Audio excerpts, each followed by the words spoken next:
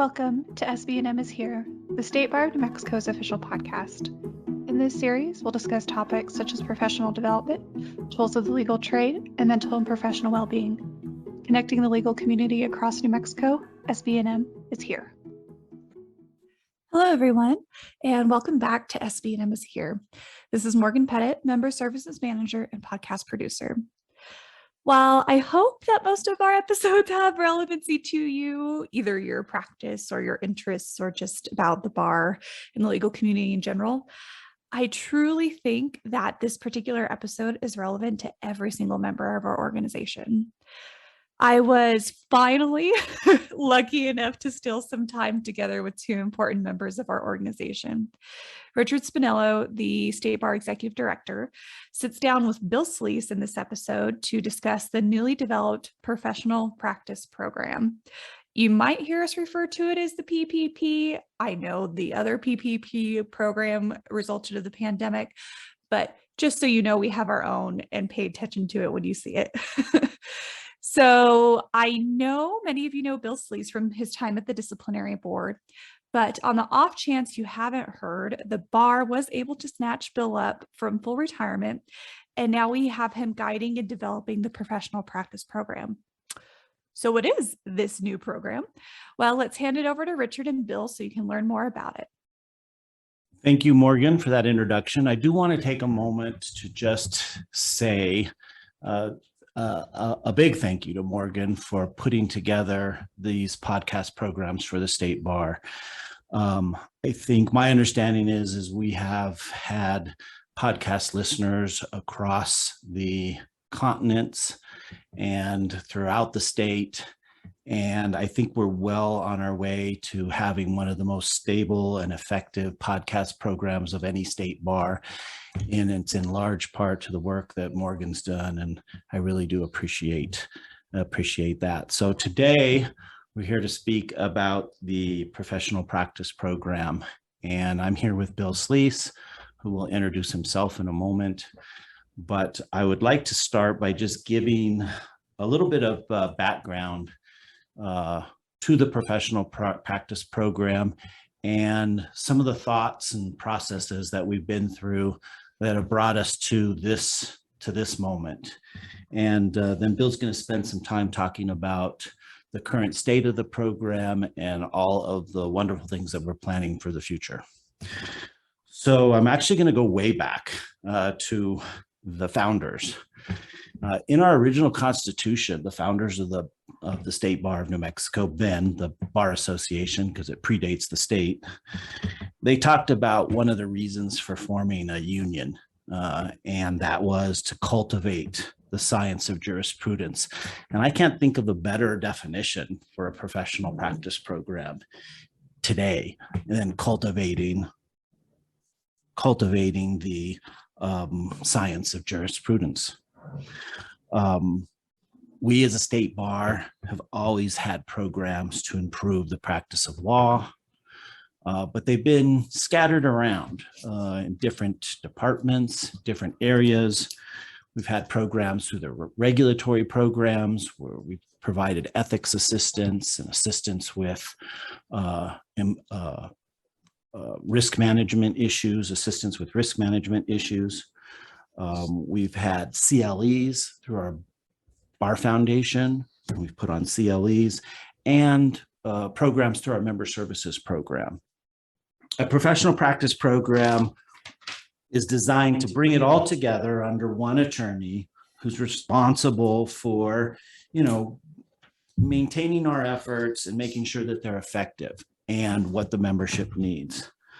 And so that's the program that we've been thinking about for quite some time, and what we're attempting to develop. Before we get into the particulars of the program itself, two guiding areas that we've had some experience with in the recent past: our ECL program, that's our Entrepreneurs and Community Lawyering.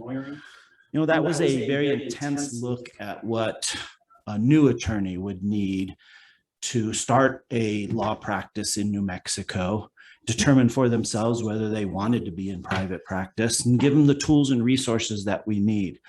we always had the ECL program with the eye towards how can we expand what we're learning here for the individual attorneys, how can we expand that to the membership at large and to provide those types of resources and tools.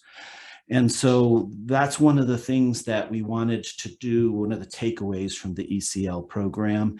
And I think you'll start to see elements of that in the new professional practice program that should benefit not only new attorneys, but established attorneys, attorneys who are changing practice areas, and also some of the resources that we're planning for law firms. The other program that I wanted to touch on, or work that I want to touch on, it was the Proactive Attorney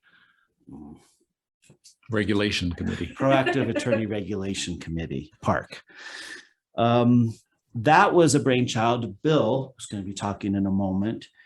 And basically, as I understood it, we were the principle there was to educate people into compliance, like really give them tools and resources to know how to comply with some of the ethics rules, rather than just publish bad actors or slap them on the wrist. Spend some time upfront educating attorneys into compliance. And I think that the Bill and his committee put some of the foundations together that we're going to be utilizing in this professional practice program, particularly in the self-audit that Bill's going to be talking about in a moment. So with all of that background, all that was left to do was to find the right person to bring this to fruition. And I'm really pleased and proud that we were able to work with Bill Slease, and that he's had the ability to transition to our team here at the State Bar from his previous work with the disciplinary board. And I'd like to introduce Bill, and he can talk a little bit about where we're at and where we're going with the program itself. The Solutions Group, the State Bar of New Mexico's EAP provider, offers confidential and free professional counselors to support employees and their direct family members by offering short-term counseling, assessments, and referrals for any life struggle. This includes drug addiction, relationship conflict, anxiety, depression, and grief and loss. Other services include dependent care, crisis assessment and intervention, educational presentations, free well-being webinars, and an online stress assessment tool. Call 505-254-3555 or 1-866-254-3555 and identify with NMJ Lab to schedule an appointment or video visit. Thank you, Richard. I am, for those of you who don't know me, Bill Slease. I'm thrilled to be the professional practice program director here at the State Bar, and it was such a wonderful opportunity when Richard and I first talked about it. I had spent 10 years at the disciplinary board, served as the chief disciplinary counsel, and was looking, really at the time I was thinking about true retirement, and this opportunity came along and Richard and I spoke, and it's just such a great honor for me to be working still with the practicing attorneys here in New Mexico, and certainly with the great staff and great executive director here at the State Bar. So I certainly couldn't be happier. Richard mentioned that part of the job really emanated out of the Proactive Attorney Regulation Committee, PARC as we call it, when I was at the D board. And there were a couple of things that were important to me when I was at the D board, and Richard touched on it. It was a notion that really after the fact discipline, while sometimes necessary as a consequence of attorney behavior, really should not be how you approach that aspect of regulation. That aspect of regulation really calls for proactivity and educating towards compliance and giving lawyers the resources and the tools that they need to do a good job. Because certainly my experience at the disciplinary board is that most attorneys are wanting to do the right thing for the right reasons and periodically just need some assistance in how to do that. They need the resources, they need a sounding board, they need some guidance, whatever that might be. And a program like this at the State Bar is really designed to do that. My other apprehension when we were doing that at the disciplinary board was that name, right? Disciplinary. And when attorneys hear that, there's naturally going to be a recoil and at least some question about what are you really up to? And I think being able to work on it now, not as disciplinary counsel, and I certainly want to impress upon anybody who uses the program, that's not my role anymore, and that's not where I work. It's not who I report to.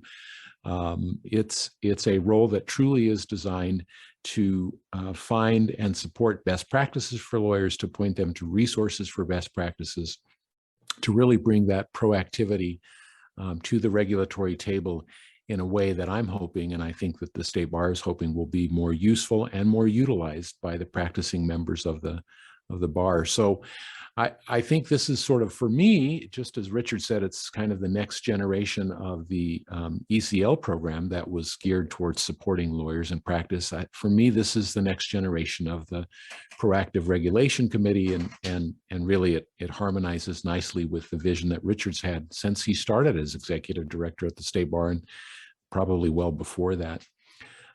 We have a number of things in the works. If you haven't already, I would encourage you to go to the State Bar's website. It's a refreshed new website overall, and by all means, go and check that out. There's some great information and a great look to that website. And one of those tabs that you'll see under Member Services is the Professional Practice Program tab. And then a lot of sub-tabs in there, some of which are in the build-out stage and some of which have some content. I was fortunate because, as Richard said, a lot of the pieces of the program really already exist, and it's a matter of bringing them together. Some of them we're working on building some new resources and some new concepts. So if you go out there and you look, what you will see is a variety of subcategories under the Professional Practice Program tab. We'll have newsletters on a periodic basis that talk about best practices and best practice tips. You can, for example, go there now and you'll see some tips that we published early on in the year on best practices for virtual practice. We were fortunate to have our Chief Justice, our current Chief Justice, Justice V. Hill, did a short video on it. We worked with the Justice on that, and then developed some written tips for how to practice the virtual world. And I think whatever you think the course of the pandemic may be over the next many months, I think virtual practice is here to stay for a lot of lawyers, because they found ways that it can be useful. They found ways that it can be beneficial to the client, cost effective and efficient for everyone's time. And so, but there's tips, there's ways to do it right and to do it better. And so we've built some resources already to start with that. And of course, what comes along with that will be an even heavier reliance on technology. And so you'll see us start offering continuing education courses and maybe articles and that sort of thing on technology.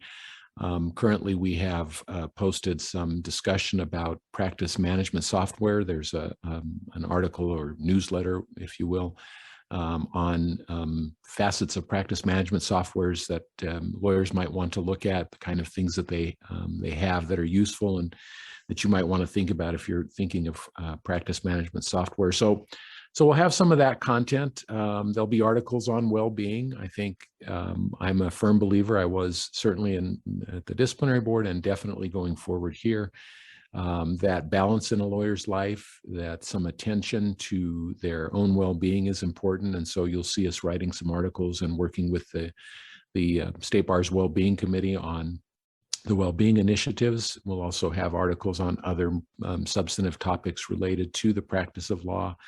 And what I envision is sort of a series of articles that we will harmonize with continuing education courses. And one of the programs I'm hoping to get off the ground here within the next year is something called a Lunch and Learn, where we can have lawyers come into the State Bar for maybe just an hour.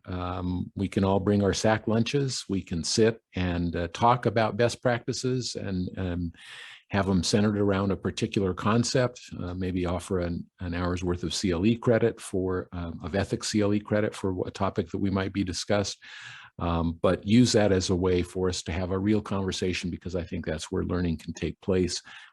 as opposed to what I call the more traditional me lecturing at you kind of thing. We hope to have more, but we already have forms and checklists that we've started. You can go out there now and you'll see there's a trust account checklist for best practices in opening, managing, and operating your trust account. Succession planning checklist for engaging in succession planning. I've got a checklist out there already on opening a firm, and you will see other checklists coming in the near future. We've already had some how-to manuals. We've been able to gather those in one place now. For example, the trust accounting manual is out there. I know the Senior Lawyers Division is working on refreshing its closing a law practice manual, and I'm going to work with them to get that up to date. We've got a succession planning manual that the Succession Committee did several years ago. I've looked at that recently, and there's some of that content we probably will work on refreshing, but actually it's a great resource that we've already got in place. And so those kind of how-to manuals and checklists are going to be an important component of the program.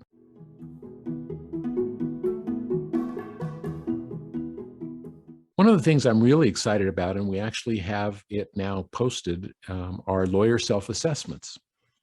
And so the lawyer self-assessments really grew up out of a long 17 or 18 page self-audit form where lawyers can sit down and really truly assess their practices for best practices. What I did was broke the self-assessment that was 17 or so pages into 9 substantive areas, very short assessments that the lawyer will take, and probably 10 to 15 minutes to do an assessment. And they're in areas such as client intake. What are best practices in client intake? Trust accounting, fees and billing, well-being, accepting representation. What do you do then? How about conflict issues, that sort of thing? And so a lawyer can take one or all through the online connection at the State Bar's website under the Professional Practice Program assessments. And they're anonymous. The only thing that the State Bar will see will be overall results. So I won't, and nobody else at the State Bar will have the ability to know if a lawyer's taken the assessment or what the lawyer's answers to the questions were. We will see general information so that if it's obvious to me we need training or education in an area based on answers, I can go start building that training. And most of them are 5-6 questions. And what I really like about the platform we used is when a lawyer answers a question, they will be immediately directed to some resources or some suggestions for what might be best practices. And that's not to say that there are right or wrong answers. The hope here is that lawyers will take the assessment with an eye towards what else can I be doing if I want to improve? What am I doing great? What might be some resources that would help me do even better? So for example, you might take the trust accounting and there'll be a question on how often you're reconciling. And for some lawyers, they'll say, well, I'm reconciling monthly, but I really struggle because I'm not sure what that means. I'm going to give you some links to some information on how you do reconciliation monthly and point you to the rule to show you where it's required and that sort of thing. So I think those will be a great tool for lawyers. They'll only obviously be as good as the lawyer wants them to be in terms of their candor in assessing themselves. I'm hoping by the fact that they are confidential that the lawyer can be very self-critical in a good way, and then look to those resources that they can use to improve their practice. That's an ongoing project, right? So the self-assessments that you'll see now, it's important for a couple of reasons that we keep that content refreshed. The practice of law is ever changing. I get that. So going in and working, especially, for example, on the technology self-assessment is something that not only myself, but my colleagues in the communications department will be instrumental in helping make those more and more useful, adding more links, adding more resources. And so if you took it today and you decide a year from now, I've already taken that one, I can almost assure you a year from now it will look different. So take it periodically and use it for the intended purpose, which is to really direct you towards resources, and only you will know about it.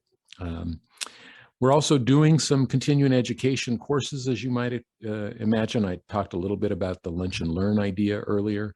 We'll do what I call the more traditional continuing education courses. We've already done a couple, one on the virtual practice and best practices in a virtual practice world. I'm happy that we've been able to partner with the disciplinary board on continuing the mandatory trust accounting class that lawyers have to take under 17204. The disciplinary board is also going to partner with us on teaching succession planning for lawyers, and at some point a fees and billing and limited representation course. I'm happy to say that the relationship with the disciplinary board, while I don't report to them, and certainly anything that a lawyer might use in the program is not for purposes of handing to the disciplinary board, I think we will have a good working relationship in terms of the education and the proactivity that we're trying to accomplish for lawyers' best practices, the educate to compliance. So look for those CLEs. And that's going to be an ongoing component in the program. And then the other two things, and these are really sort of the long range, and where I really think, in addition to the assessments and some of the manuals and the forms, we can really help lawyers, are in two areas. And one is to provide actual one-on-one consultations. I've talked to other programs across the country that have a professional practice component. And one of the highlights of those programs tend to be the one-on-one consultations, where they actually sit with a lawyer and go through what would be best practices. And it can be an overall assessment of how the lawyer runs an office, or it could be a very discrete issue. The lawyer's having trouble with calendaring issues. The lawyer's having trouble with utilizing certain technologies for the efficiency of their practice. So they might be something as short as a half-an-hour consultation. They might be as long as an all-day consultation.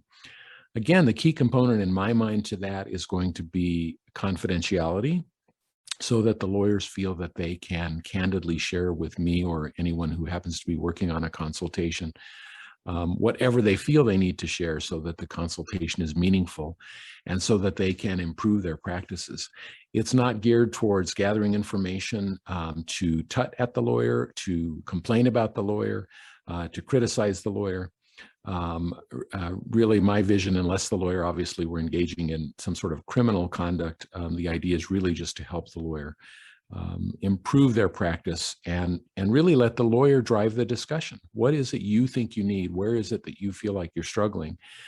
How can we help, right? So it's that resource, that support best practices idea, and offering that personal touch that I was certain when I was at the disciplinary board was probably something would not be utilized because people would be too concerned about the discipline aspect. Now I think it'll be a program that they could greatly benefit from, knowing that it's coming from that support your practices place. And the other thing is life business coaching, right? So I'm talking about somebody who is probably not me, because this is not my background, but it'll be somebody who's professionally trained to help lawyers meet sort of maximum potential, right? So it might be a coach who is in personal development. Maybe it's somebody who is in professional development in terms of your identity as a lawyer. Maybe it's business development. Maybe it's a team of coaches, right? Somebody who will help lawyers identify their goals and then point them in the direction of resources to support those goals. So I could envision, for example, a lawyer who has spent 10 years in a demanding family practice, and they decide they really want to reform themselves. They want to become estate planners. They want to become, I don't know, some other area of practice, but they don't really know how to get from point A to point B. So it's a question of, can we put them in touch with somebody who knows how to get them from A to B, or maybe some buddies, so it's several people in a team, to help them move in that direction through the coaching. And so that would be sort of an aspect of the consultation, but even standing by itself, an area in which I think we could really help lawyers when they're wanting to reform themselves. It may be something as simple as a lawyer who comes to us and says, I realize I'm working 90 hours a week and it's not good for me. How do I reform myself personally? How do I engage in that personal development so that I can find some balance in my life? And it's putting the lawyer in touch with the right coach to help with that. So, there's a whole other host of things, some of which it's one of those old saws about you don't know what you don't know. I'm sure there's more the program is going to be able to do as I learn about the program, as I'm learning what's going to be best. I welcome lawyers getting in touch with me to give me their input and feedback on what they think they need to help professional practice development, what kind of resources they're thirsty for, so that we can turn our attention to those as necessary. Again, if I didn't mention it, and I think I did, to me, it's critical to know that we are working on a proposed rule to ensure that the use of the program will be governed by confidentiality so that lawyers can feel comfortable utilizing the program, meaning they can talk freely with us without fear that I'm going to end up having to be a witness or somehow I'm turning their information over to somebody. I think that confidentiality is critical so that the lawyer can feel comfortable in accessing the resources for best practices. Now, I'm not going to become somebody's lawyer, right? I'm not going to go into the law firm and tell the law firm how to run the law firm as their lawyer. What I'm going to do is try to point them to resources, give them some access to best practices materials, but certainly at the end of the day, let them decide how they want to do business, because they'll know their business better than I, and that's why I think it will be important they sort of lead the discussion. So I've probably gone on and said maybe more than necessary, but I'm excited about the program, if you can't tell.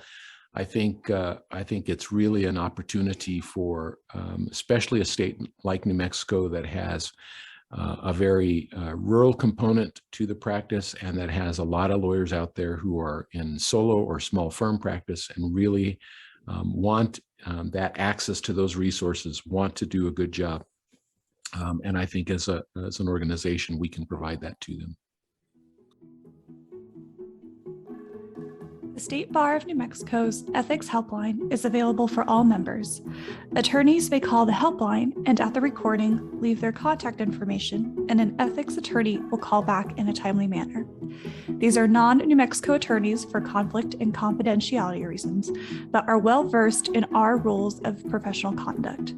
The call is confidential, so call 1-800-326-8155 when you need it. That's 1-800-326-8155. Bill, let me ask you one question before we leave. COVID has had an impact in almost every aspect of our life, and obviously COVID is going to have an impact on the practice of law. I believe two things. I believe first, we don't know the full extent of the impact that COVID is going to have on the practice of law. The other thing I believe is that there will be an impact on the practice of law going forward. My hope is that this program is going to be one of the main things that we're going to be able to count on to guide us through that, to sort of keep tabs on things and look how things are changing, and maybe be, a bellwether to keep New Mexico attorneys on track. Yeah, absolutely. I think one of the reasons, one of the earliest things we did was to put together that virtual practice CLE, because recognizing exactly as you said, Richard, that COVID has an impact already on how you meet with clients, how hearings are being conducted, what kind of technology are you using. Lawyers lawyers who were in a more what I'd call traditional model. You go to the office. Sure, you've got a computer, but you're really pretty much working in a closed environment. Clients come in and see you. You go to a room and you take somebody's deposition. You show up in court and you do a hearing. All of a sudden, lawyers had to learn things called Zoom or GoToMeeting or Google Meets, and they had to pivot pretty hard and pretty fast. As a profession, we're not always known for doing that. I will say that I'm certainly proud of the lawyers in New Mexico that I know that were able to do that, and they did it very quickly in order to make sure that the clients were not impacted by those dramatic changes. But I think you're exactly right. It became important and obvious to me at that point, hey, we've got to start putting out some content both in written form, which we've done, and then in the continuing education form on technology and on best practices so that lawyers can manage in that new environment. And so if you look at that original CLE that we did on the topic, we talked about, you need to think, lawyer, about things like, what kind of technology are you using? Are you using, something as simple as a server in your office, or you want to use a cloud? And if you're going to use the cloud, what are the ethical and rules of professional conduct implications about that? And so we talked through that. What is your hardware going to look like? What if you want to or need to work from home because it works better for you? You've got maybe childcare needs, you've got health concerns, whatever it might be. How do you even set up the hardware? What are some basics that you're going to need in order to tunnel into your office, so to speak, so that you can reach the client matters as you need to? How are you going to store that client stuff? How are you going to meet those clients, especially those clients who are nervous and don't want to come and meet you in person? So I think you're exactly right. And I think it's not limited just to that. It's in all the other ways that the practice of law is likely to change over the next 5 to 10 years, and being able to stay on top of that and provide lawyers with the resources so that they can do that job to keep servicing the clients. I think that's critical. One last thing, would you touch on your advisory committee and their role? Yeah, I apologize. I should have mentioned that earlier. It's one of the other aspects of the program, certainly. What I would tell New Mexico lawyers is you are fortunate that you have an abundance of ethics advisory services available to you, right, across a couple of platforms. So first off, the disciplinary board still offers an ethics advisory component to it. As I understand the way that it is currently operated, they will have a lawyer who staffs that for very discreet calls about the lawyer's own concerns prospectively. So it's something that's already happened. They're not going to talk to you about that. And then they will, and again, I don't speak for them, so you can take this for my understanding for what it's worth. They will then have that lawyer not involved if it really does turn into some sort of complaint. But what we have here at the State Bar are a few things, right? So we have the Ethics Advisory Committee, which lawyers can write into and ask for written opinions. We have an Ethics Advisory Hotline, which lawyers can call in with ethics questions related to their own struggles and concerns about what they might be facing. And I've offered to lawyers to also serve as an ethics advisory line so that they can call me when they've got discrete questions about compliance with the rules of professional conduct. And again, same sort of thing. It's got to be their own conduct. It's got to be prospectively, not something that's already happened. And what they're going to hear from me when they call is a disclaimer that says, look, I'm not giving you legal advice. What I'm going to do is, and I'm not going to tell you yes or no. I'm going to tell you, here are the rules you should think about researching. Here are some practical and pragmatic things you should think about. But ultimately, you're going to have to make your own decision. And by the way, any information I give you is going to be limited by the facts as you present them to me. So they're not going to be binding later if there's a complaint. And I'm going to keep track only of the types of questions so that if there is a routine question that comes up in the calls to me, we know that we need to do some training around that topic. So if somebody's calling frequently about trust accounting, I know that we need to do something on trust accounting. So there are a number of sources that you can call to get that assistance with ethics advice. I will say that I probably get a couple calls at least a week, my experience at least has been so far is that lawyers are willing to give me the good, the bad, and the ugly when they call, and that makes for a more informed, richer opinion in terms of not really an opinion that I'm giving them, but sort of the directions I can point them so that they can go themselves to try and figure out what's the best answer. Well, Bill, you've hit the ground running, and I know that there's lots of work to be done still. And so if Morgan will have us back, we'll come back at some point in the future to update you on all the progress that we're making with this program. But I'm very excited where we're at now and what the future looks like. Yep, as am I, and I meant it when I said, ultimately the program is here to service you, the lawyer. So if you've got resources that you think we need to be paying some attention to, give me a call and let's talk about them. Thank you for listening. This episode was produced by the State Bar of New Mexico's Member Services Department and the Professional Practice Program. All editing and sound mixing was done by Blue Sky eLearn. Intro music is by Kevin McLeod at Incomtech. The views of the presenters are that of their own and not endorsed by the State Bar of New Mexico. Nothing said in this podcast is legal advice.